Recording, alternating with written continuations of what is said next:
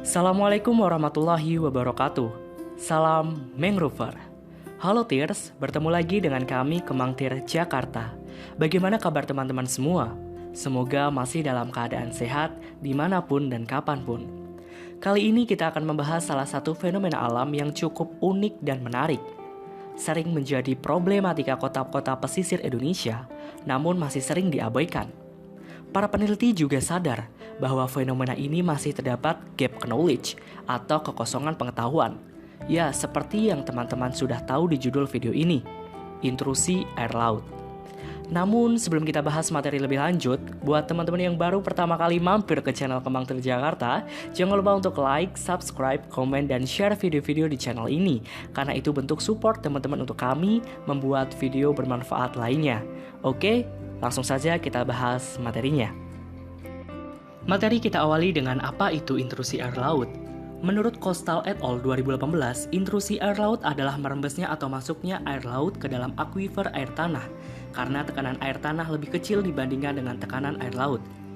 Pada kondisi normal, meskipun berat jenis air asin sedikit lebih besar daripada berat jenis air tawar dan akan mendesak air tawar lebih ke hulu, namun air tanah memiliki tekanan piezometrik yang lebih tinggi daripada muka air laut, sehingga desakan tersebut dapat dinetralisir dan tidak terjadi intrusi air laut. Namun, intrusi air laut dapat terjadi apabila keseimbangan terganggu. Salah satu aktivitas yang menyebabkan intrusi air laut terjadi adalah pengambilan air tanah dalam jumlah yang berlebihan. Bila intrusi sudah masuk ke dalam sumur, maka sumur akan menjadi asin dan tidak dapat dipakai lagi untuk keperluan sehari-hari. Nah, beberapa waktu lalu kita dihebohkan dengan pemberitaan bahwa intrusi air laut Jakarta sudah sampai Monas. Benar nggak sih? Seperti yang sudah dijelaskan dalam teori tadi, dalam keadaan normal, secara alamiah air laut tidak dapat masuk jauh ke daratan, sebab air tanah memiliki piezometrik yang menekan lebih kuat daripada air laut, sehingga terbentuklah interface atau batas antara air tanah dengan air laut. Berdasarkan hal tersebut, seorang ahli hidrologi Firdaus Ali dalam wawancaranya bersama Net TV menjelaskan air asin yang terdapat di daerah Monas bukan karena intrusi air laut, melainkan akibat sisa sungai-sungai purba yang dahulu terbentuk saat wilayah Jakarta masih berupa lingkungan laut. Namun, lebih jauh dari itu, intrusi air laut tetaplah meresahkan warga pesisir. Sumber air bersih yang layak seolah menjadi barang mewah untuk didapatkan. Berbagai langkah untuk mengurangi intrusi air laut seperti dengan membangun beberapa tanggul untuk mencegah air laut masuk ke daratan, mengubah pola pemumpaan, extraction barrier, injection barrier, dan lain sebagainya. Namun bagaimanapun, hal tersebut adalah rekayasa teknologi yang dapat rusak seiring berjalannya waktu dan zaman.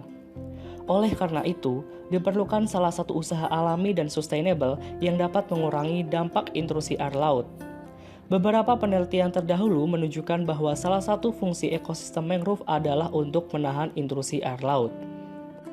Berdasarkan salah satu penelitian dari Lembaga Ilmu Pengetahuan Indonesia atau LIPI baru-baru ini, bahwa selain faktor karakteristik substrat atau batuan di suatu daerah, intrusi air laut juga dipengaruhi oleh kerapatan atau ketebalan vegetasi mangrove dan ukuran pohon mangrove itu sendiri. Hal ini dibuktikan dengan penelitian intrusi air laut di wilayah Waiheru Ambon. Berdasarkan nilai resisitivitas substrat atau batuan wilayah tersebut, seharusnya sudah terjadi intrusi air laut di kedalaman 10 meter. Namun, intrusi air laut baru terjadi pada kedalaman 12 meter. Hal ini diduga karena adanya keterlibatan ketebalan 100 meter mangrove di wilayah tersebut. Menurut penelitian Hilmi et al. 2017, jenis-jenis mangrove yang berada di garis depan seperti Avicennia marina, Avicennia alba, Rhizopora stylosa, Soneratia alba, dan Soneratia cassiolaris merupakan jenis mangrove yang memiliki kemampuan terbaik untuk mengurangi intrusi air laut.